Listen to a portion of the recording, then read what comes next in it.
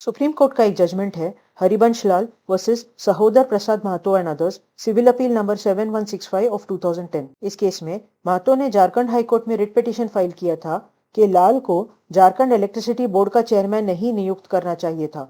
महतो एक विद्युत को लेके एनजीओ चलाता था। महतो का कहना था कि बोर्ड ही अवैध तरीके से बनाया गया था और लाल 90 साल का था और अयोग्य था। इस पिटीशन के फाइल करने के पहले भी महतो ने एक पीआईएल फाइल किया था कि भ्रष्ट लोगों को बोर्ड में नहीं होना चाहिए। बोर्ड का कहना था कि लाल ने बहुत अच्छे काम किया था और चेयरमैन बनने के लिए कोई एज लिमिट नहीं है। हाईकोर्ट का कहना था कि लाल का अपॉइंटमेंट मनमानी करके तो हुई ही है, लेकिन गलत भी है, तो अपॉइंटमेंट क्वॉश कर दिया। ऐसे लाल आया सुप्रीम कोर्ट। सुप्रीम कोर्ट ने एक्ट और उसमें बोर्ड को लेके जो प्रोविजंस थे और रूल्स है वो भी देखे। कोर्ट ने देखा कि चेयरमैन के लिए कोई एज लिमिट नहीं था। कोर्ट ने देखा कि सर्विस मैटर्स मतलब जो गवर्नमेंट के अधीन आते हैं ऑफिसेस, ज्यादातर आईएएस वगैरह, उनमें सर्विस के मैटर्स में पीआईएल को लेके रूल्स बनाए गए हैं कोर्ट द्वारा, लेकिन को वारंटो के रिट के लिए ऐसे कोई रूल्स नहीं है। कि यहाँ कोई नहीं कह रहा है कि ये एक सर्विस मैटर है, लेकिन क्योंकि लाल पहले बोर्ड के में मेंबर थे और फिर उनको चेयरमैन बनाया गया तो ये सर्विस मैटर बन जाता है। कोर्ट ने ये भी देखा कि महतो कोई लाल का प्रतिद्वंदी नहीं है। कोर्ट ने कुछ जजमेंट्स देखे जो एडमिनिस्ट्रेटिव ट्रिब्यूनल के पास थे कि वहाँ पीआईएल अलाउड नहीं है। इसके बाद कोर्ट ने को वारंटो के बारे में देखा कि को वारंटो तब बनता है जब अपॉइंटमेंट किसी कानूनी प्रोविजन के विपरीत हो। कोर्ट ने एक जजमेंट को देखा जिसमें कहा गया था कि कोर्ट को परखना पड़ेगा कि क्या मैटर सर्टियोररी का है या को वारंटो का।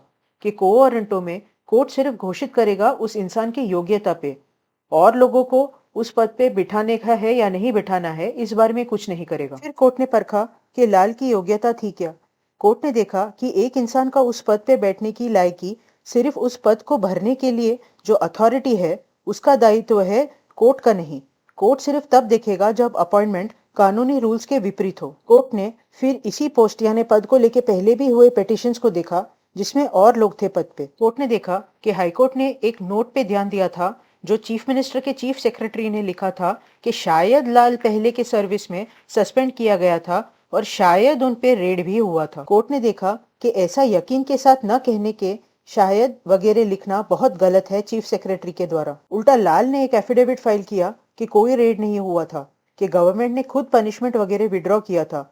तो सुप्रीम कोर्ट ने कहा कि जो हाईकोर्ट ने उस चीफ सेक्रेटरी की बातों पे विश्वास किया वो गलत है। कोर्ट ने फिर एक अलग जजमेंट को रेफर किया जो लाल को भी अप्लाई किया तो अपॉइंटमेंट हल्के में गलत नहीं घोषित कर सकते।